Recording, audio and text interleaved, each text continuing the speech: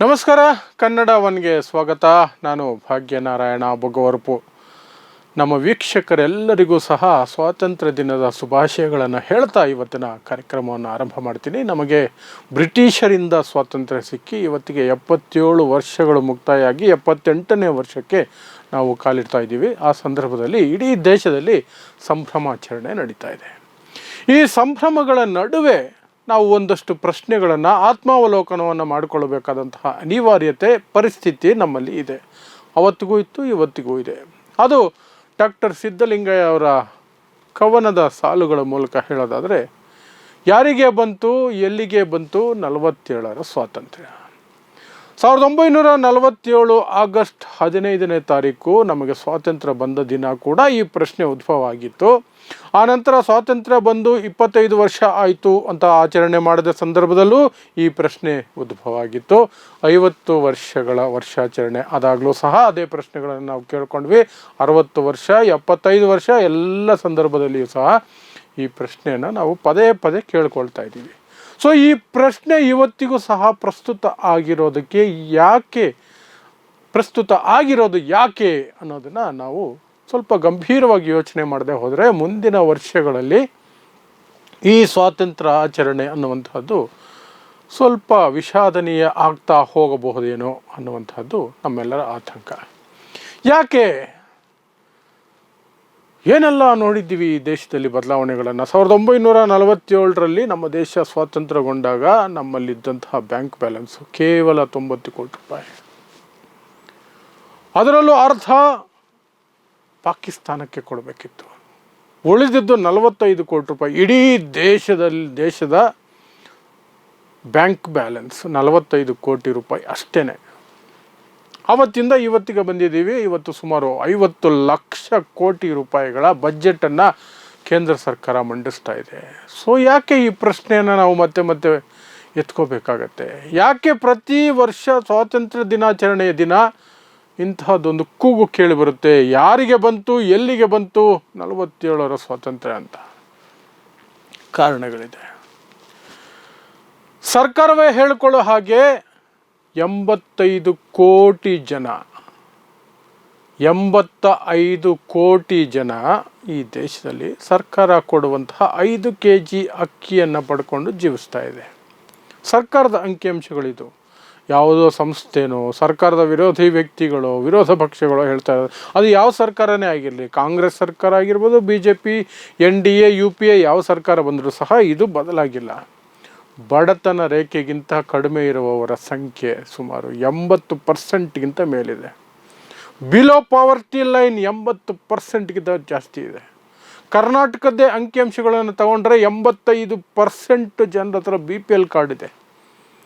ಅಂದರೆ 85% ಜನ below poverty line. ಅದರಲ್ಲಿ ಒಂದಷ್ಟು ಸುಳ್ಳು ಹೇಳಿ BPL ಕಾರ್ಡ್ಗಳನ್ನು ಮಾಡಿಸ್ಕೊಂಡಿದ್ದಾರೆ ಅಂತ ಒಂದು 10-15% ತೆಗೆದರೂ ಸಹ ಕರ್ನಾಟಕದಲ್ಲೇ 70% ಜನ ಬಿಲೋ ಪಾವರ್ಟಿ ಲೈನಲ್ಲಿದ್ದಾರೆ. ಬಿಲೋ ಪಾವರ್ಟಿ ಅಂದರೆ ಬಡತನ ರೇಖೆಗಿಂತ ಕೆಳಗೆ, ಅಂದರೆ ಒಂದು ಹೊತ್ತಿನ ಊಟಕ್ಕೆ ಒದ್ದಾಡುವಂತಹ ಜೀವಗಳವು. ಆ ರೀತಿ ನಮ್ಮ ದೇಶದಲ್ಲಿ 85 ಕೋಟಿ ಜನ ಸರ್ಕಾರ ಕೊಡುವಂತಹ 5 kg ಅಕ್ಕಿಯಿಂದ ಜೀವನ ನಡೆಸ್ತಾ ಇದೆ. ತಲಾದಾಯ, ಈ ಆದಾಯ, ಆ ಆದಾಯ ಅಂಕಿಅಂಶಗಳನ್ನು ನಾವು ಹೇಳ್ತಾ ಹೋದರೆ ಸಿಕ್ಕಾಪಟ್ಟೆ ಉದ್ದ ಆಗುತ್ತೆ. ಆದರೆ ಎಲ್ಲವನ್ನು ಸ್ಪಷ್ಟವಾಗಿ ಹೇಳಬೇಕಂದ್ರೆ ನಾವು ಬಡತನ ರೇಖೆಗಿಂತ ಹೆಚ್ಚಿರುವಂತಹ ಪ್ರಧಾನ ದೇಶ ನಮ್ಮದು. ಅದನ್ನು ಹೇಳಿದ್ರೆ ಎಲ್ಲ ಗೊತ್ತಾಗುತ್ತೆ.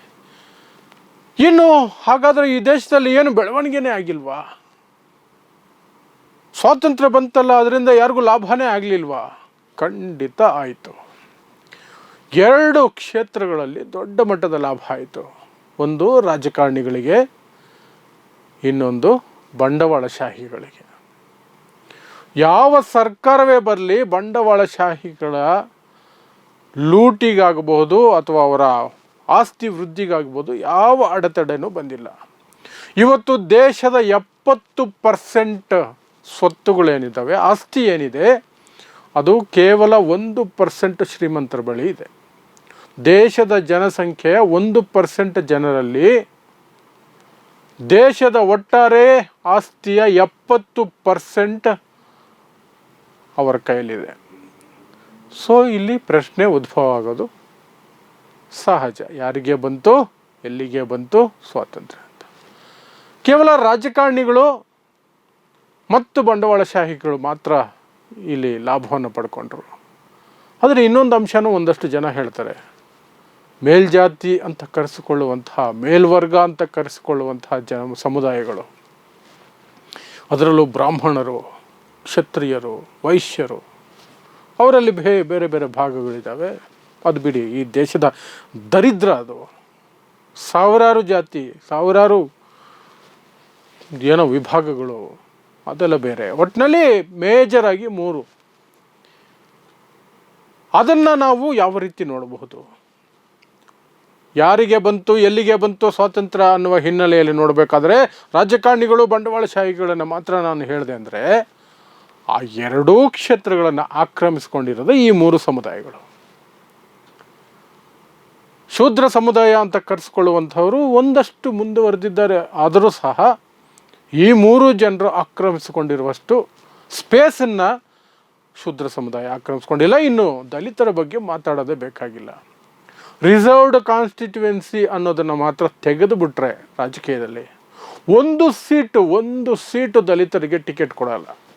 ರಿಸರ್ವ್ಡ್ ಸೀಟ್ ಇದೆ, 22.5% ಕೊಡಲೇಬೇಕು. ಸೀಟುಗಳು ಅನಿವಾರ್ಯವಾಗಿ ಕೊಡ್ತಿದ್ದಾರೆ, ಸಂವಿಧಾನಾತ್ಮಕವಾದಂತಹ ಅನಿವಾರ್ಯತೆ ಕಾರಣಕ್ಕೆ ಕೊಡ್ತಿದ್ದಾರೆ. ಇಲ್ಲದೆ ಹೋದರೆ ರಾಜಕೀಯದಲ್ಲಿ ದಲಿತರಿಗೆ ಯಾವ ಸ್ಥಾನವೂ ಇಲ್ಲ. ಕೇವಲ ಅಲ್ಲಿ ಮೀಸಲು ಕ್ಷೇತ್ರಗಳ ಕಾರಣಕ್ಕೆ ಬಿಟ್ಟರೆ ಬೇರೆ ಯಾವುದೇ ವಿಭಾಗದಲ್ಲಿ ಅವರಿಗೆ ಜಾಗ ಇಲ್ಲ. ಇನ್ನು ಈ ಕ್ಷೇತ್ರಗಳಲ್ಲಿ ಆಕ್ರಮಿಸ್ಕೊಂಡಿರೋದು ಯಾರು? 3% ಇರುವಂತಹ ಸಮುದಾಯಗಳು 50%ಗಿಂತ ಜಾಸ್ತಿ ಆಕ್ರಮಿಸ್ಕೊಂಡಿದೆ. 10% ಇರೋ ಸಮುದಾಯಗಳು ಸಹ ಒಂದಷ್ಟು ಆಕ್ರಮಿಸ್ಕೊಂಡಿದೆ. 5% ಇರೋ ಸಮುದಾಯಗಳು ಸಹ ಆಕ್ರಮಿಸ್ಕೊಂಡಿದೆ. ಇದಕ್ಕೆ ಶತಮಾನಗಳಿಂದ ನಡೆದು ಬಂದಿರುವಂತಹ ಅಸಮಾನತೆ, ಶ್ರೇಣೀಕೃತ ಸಮಾಜ, ಇವೆಲ್ಲವೂ ಕಾರಣ ಆಗ್ತಾ ಹೋಗುತ್ತೆ. ಆದರೆ ಒಟ್ಟಾರೆಯಾಗಿ ಈ ದೇಶವನ್ನು ಅನುಭವಿಸ್ತಾ ಇರೋದು, ಸ್ವಾತಂತ್ರ್ಯವನ್ನು ಅನುಭವಿಸ್ತಾ ಇರೋದು ಆ ಇಬ್ಬರು, ಅಂದರೆ ರಾಜಕಾರಣಿಗಳು, ಬಂಡವಾಳಶಾಹಿಗಳು. ಆ ಎರಡೂ ಕ್ಷೇತ್ರಗಳಲ್ಲಿ ತುಂಬಿ ಹೋಗಿರುವಂಥವರು ಇವರು. ಸೊ ಅದು ಈಗ ನಮ್ಮನ್ನು ಮತ್ತೆ ಪ್ರತಿ ವರ್ಷ ಕಾಡುವಂತಹ ಪ್ರಶ್ನೆ.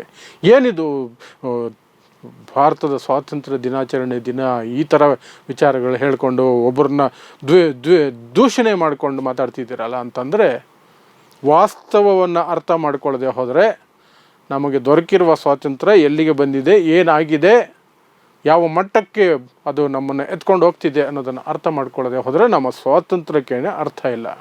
ಹಾಗಾಗಿ ವಸ್ತು ಸ್ಥಿತಿಯನ್ನು ತಿಳ್ಕೊಂಡು ಆ ನಂತರ ಸಂಭ್ರಮಾಚರಣೆ ಮಾಡೋದು ಬೇರೆ ವಿಚಾರ. ಅದು ನಮಗೂ ಸಂಭ್ರಮ ಇದೆ, ನಿಮಗೂ ಸಂಭ್ರಮ ಇದೆ, ಪ್ರತಿಯೊಬ್ಬರಿಗೂ ಸಂಭ್ರಮ ಇದೆ ಸ್ವಾತಂತ್ರ್ಯ ದಿನಾಚರಣೆ. ಅದನ್ನು ಗ್ರ್ಯಾಂಡಾಗಿ ಸೆಲೆಬ್ರೇಟ್ ಮಾಡಬೇಕು ಅಂತ. ಆದರೆ ಅದರ ಜೊತೆಯಲ್ಲಿ ಹೇಗೆ ಒಂದು ಶ್ರೀಮಂತರ ಮದುವೆಯಲ್ಲಿ ಕೋಟ್ಯಾಂತರ ರೂಪಾಯಿ ಖರ್ಚು ಮಾಡಿ ಒಂದು ಮದುವೆ ನಡೀತಿದ್ದಾರೆ, ಅದರ ಹೊರಗೆ ಮಿಕ್ಕ ಊಟಕ್ಕೆ ಕಾಯ್ತಾ ಇರುವಂತಹ ಜನ ಕಣ್ಣು ಬಿಟ್ಕೊಂಡು ನೋಡ್ತಾ ಇರ್ತಾರೋ, ಅದೇ ರೀತಿ ಎಲ್ಲ ಪ್ರಗತಿ ಅಂತ ಕರೆಸ್ಕೊಳ್ಳುವಂತಹದ್ದು, ಎಲ್ಲ ಏನು ಅಭಿವೃದ್ಧಿ ಅಂತ ಕರೆಸ್ಕೊಳ್ಳುವಂತಹದ್ದು ಕೆಲವರಿಗೆ ಮಾತ್ರ ಸೀಮಿತ ಆಗಿ, ಇನ್ನು ಉಳಿದವರೆಲ್ಲರೂ ಸಹ ಹೊರಗೆ ಕಣ್ಣು ಬಾಯಿ ಬಿಟ್ಕೊಂಡು ಕಾಯ್ತಿದ್ದಾರೆ, ನಮಗೂ ಒಂದು ತುತ್ತು ಹಾಕ್ರಪ್ಪ ಅಂತ. ಅದು ನಡೀತಾ ಇಲ್ಲ. ಅದಕ್ಕೆ ಯಾರಿಗೆ ಬಂತು, ಎಲ್ಲಿಗೆ ಬಂತು ಸ್ವಾತಂತ್ರ್ಯ ಅನ್ನುವಂತಹ ಈ ಒಂದು ಕೂಗೇನಿದೆಯಲ್ಲ, ಪ್ರಶ್ನೆಗಳೇನಿದಾವಲ್ಲ, ಇದು ಮತ್ತೆ ನಮ್ಮ ಮುಂದೆ ಬರುತ್ತೆ. ನಮ್ಮ ಸಂಭ್ರಮಾಚರಣೆಯ ನಡುವೆ ಸಹ ಅದೊಂದು ವಿಷಾದದ ಗೆರೆಯಾಗಿ ನಮಗೆ ಕಾಣಬೇಕು. ಕಾಣದೆ ಹೋದರೆ ನಾವು ನಿಜವಾಗ್ಲೂ ಸಹ ಮನುಷ್ಯರಾಗಿ ಉಳಿಯೋದಕ್ಕೆ ಸಾಧ್ಯ ಇಲ್ಲ. ಈ ದೇಶನೂ ಸಹ ತನ್ನ ಸ್ವಾತಂತ್ರ್ಯವನ್ನು ಕಾಪಾಡಿಕೊಂಡು ಹೋಗೋದಕ್ಕೆ ಅಥವಾ ನೆಕ್ಸ್ಟ್ ಲೆವೆಲ್ಗೆ ತೆಗೆದುಕೊಂಡು ಹೋಗೋದಕ್ಕೆ ಸಾಧ್ಯ ಆಗೋದಿಲ್ಲ. ಸೊ ಸ್ವಾತಂತ್ರ್ಯೋತ್ಸವದ ದಿನ ಈ ವಿಚಾರಗಳನ್ನು ನಾನು ಮುಂದೆ ಇಡುವ ಮೂಲಕ ಒಂದಷ್ಟು ಯೋಚನೆ ಮಾಡೋದನ್ನು ನಾವು ಕಲಿಬೇಕು, ಯೋಚನೆ ಮಾಡಬೇಕು. ಸಂಭ್ರಮದ ನಡುವೆಯೂ ಸಹ ನಮಗೆ ಏನಾಗಿದೆ, ಏನಾಗಬೇಕಿದೆ, ಏನು ಆಗ್ತಿಲ್ಲ, ಅದಕ್ಕೆ ಕಾರಣಗಳೇನು ಅನ್ನೋದ್ರ ಬಗ್ಗೆ ಸಹ ನಮಗೆ ಒಂದಷ್ಟು ಮನವರಿಕೆ ಆದರೆ ನಮ್ಮ ಸ್ವಾತಂತ್ರ್ಯಕ್ಕೆ ಅರ್ಥ ಬರುತ್ತೆ ಅನ್ನೋ ಕಾರಣಕ್ಕಾಗಿ ಇದು ಹೇಳ್ತಾ ಇದ್ದೀನಿ. ಮತ್ತೊಮ್ಮೆ ದೇಶದ ಸಮಸ್ತ ಜನರಿಗೆ ಸ್ವಾತಂತ್ರ್ಯೋತ್ಸವದ ಶುಭಾಶಯಗಳು. ಇನ್ನಷ್ಟು ನಮ್ಮ ದೇಶ ಅಭಿವೃದ್ಧಿಯನ್ನು ಕಾಣಲಿ, ಮತ್ತಷ್ಟು ಎತ್ತರಕ್ಕೆ ಹೋಗಲಿ. ಕೊನೆಯದಾಗಿ ಫ್ಯಾಸಿಸ್ಟ್ ಶಕ್ತಿಗಳ ಕೈಯಲ್ಲಿ ಯಾವತ್ತೂ ಸಹ ನರಳದೇ ಇರಲಿ. ಇದು ಇವತ್ತಿನ ವಿಶೇಷ. ನೋಡ್ತಾ ಇರಿ ಸಮಾಜಕ್ಕಾಗಿ ಕನ್ನಡ 1 ನ್ಯೂಸ್. ನಮಸ್ಕಾರ.